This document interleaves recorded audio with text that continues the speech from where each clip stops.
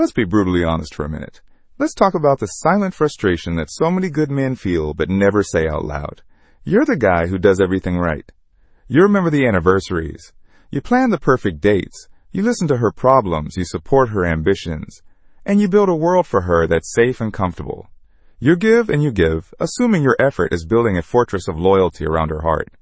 Then one day, out of the blue, you get hit with the words that level everything. I just don't feel that spark anymore. All that work, all that provision, all that kindness, it suddenly feels like it counted for nothing. And you're left wondering how the guy who does half of what you do, the one who's less available and a little more unpredictable, has her completely captivated. Here's the hard truth, the one that most men learn way too late. Women do not care about the list of things you do for them. They are not loyal to your checklist of good deeds. They are loyal to one thing and one thing only, the way your presence consistently makes them feel. This is the fundamental misunderstanding that breaks the hearts of good men. We operate on logic. We think of relationships like a bank account. You make enough deposits of good deeds, and you should be able to make a withdrawal of love and loyalty. But our heart doesn't work like a bank. It works like a barometer, constantly measuring the emotional weather of your presence. You can offer her a 5-star meal that is technically perfect in every way, but if it has no flavor, she won't crave it. Meanwhile, another guy might offer a simple, electrifying experience that she can't stop thinking about. One is a transaction, the other is a memory. Women are loyal to the memory, to the feeling. If your presence stops making her feel excited, desired, a little uncertain, or truly seen, she will begin to drift away. It might not be a conscious decision, it won't happen overnight. But emotionally, she's already checking out, searching for that feeling elsewhere. This is why you see incredible, successful men. The guys who are a perfect catch on paper get cheated on by men who offer nothing but an emotional jolt. It's not because women want to be treated poorly. Let's kill that myth right now. It's because the emotional intensity created by raw, unapologetic masculine energy is often more addictive than the predictable comfort of stability. If your stability feels like a flat line, if your kindness lacks an edge of confident strength, you become emotionally invisible to her. No matter how much you do, she won't feel your being. And this brings us to the core of the issue. The more you do things just to get her approval, or to prevent her from leaving, the less she respects you. Your actions start to broadcast a frequency of fear. Fear of being alone, fear of not being good enough, fear of her disapproval.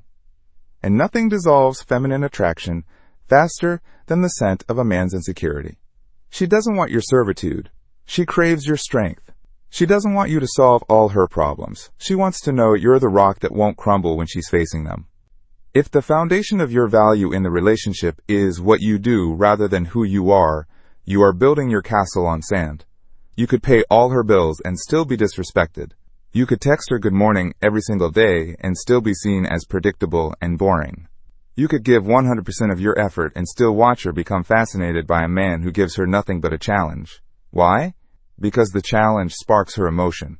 The predictability smothers it. Women are drawn to the man who ignites their feelings, not the one who simply manages their life. Your job is not to be her manager. It's to be her man. So you have to stop thinking that you can earn love like you earn a paycheck. You can't. Loyalty isn't a reward for good behavior. It's a natural response to powerful, grounded masculine energy. It's inspired by emotional polarity, by your unwavering presence, by the energy you bring into a room before you've even said a word. A woman connects through the invisible world of emotion. She stays where she feels that potent mix of safety and excitement, of passion and unpredictability. You can't perform your way into creating that. It has to radiate from your core. Think about the men who rush in, treating a woman like a goddess from the first date. They shower her with compliments, agree with everything she says, and make their entire world revolve around her. They're trying to lock her down with an overwhelming display of affection. But what it really signals is fear. It tells her, I need to secure you quickly before you realize I'm not that valuable. And ironically, this very act of trying to hold on so tightly makes her want to pull away. It sparks her curiosity, but not in a good way. She wonders why you're so desperate for her approval. It removes all mystery, all challenge, all tension. Women don't want a fan who worships them. They want a leader who inspires them. The man she remains fiercely loyal to is not the one who is always available, always agreeable, always at her beck and call. It's the one who is emotionally self-sufficient. The man whose sense of self-worth is not tied to her approval. He's a challenge not because he plays manipulative games, but because he has a purpose bigger than just making her happy. He has a mission, he has boundaries, and he has the self-respect to walk away if he is not valued. That is what triggers a woman's deepest level of loyalty and respect. Not the flowers you buy her, but the unshakable way you make her feel in your presence. Safe, electrified, curious, and feminine, all at once. You have to disconnect the idea of giving from the idea of creating value. Just because you were kind doesn't mean you created attraction.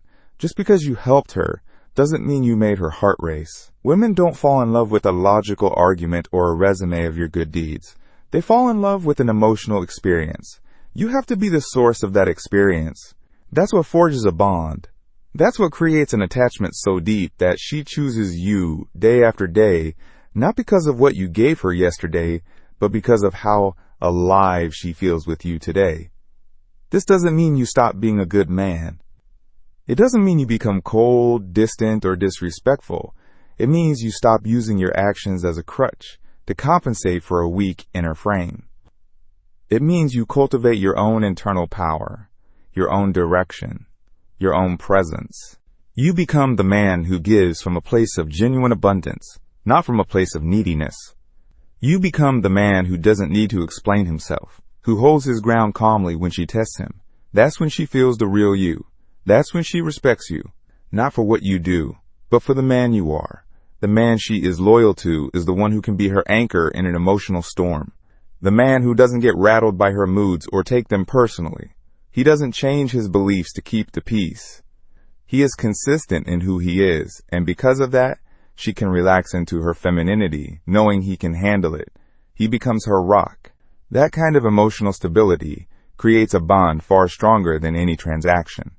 If she is with you for what you do, she will leave you for the man who does more. But if she is with you for how you make her feel, no other man's money, gifts, or promises can ever compete with the home she has found in your presence. So if you get one thing from this, let it be this. A woman's loyalty is not a debt she owes you for your actions. It is a tribute to her emotions. If you can consistently make her feel desired, safe, and emotionally engaged, she will follow you anywhere. But the second you start relying on your performance instead of your presence, you lose the masculine edge that attracted her in the first place. You become predictable, passive, and less desirable. So stop trying to buy her devotion with gifts and favors. Stop treating loyalty like it's a rewards program. Instead, focus on your own frame. Build your life, pursue your purpose, and cultivate a powerful, calm energy. Let your centered presence do the talking. Let your strength create the emotional space for her loyalty to grow on its own. You don't win her loyalty by working harder for her. You win it by standing taller in yourself. Because at the end of the day, women don't care what you do for them. They care how they feel around you.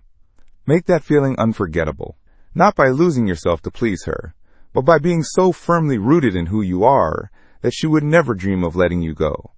That is how you create true loyalty. Not by earning it, but by inspiring it.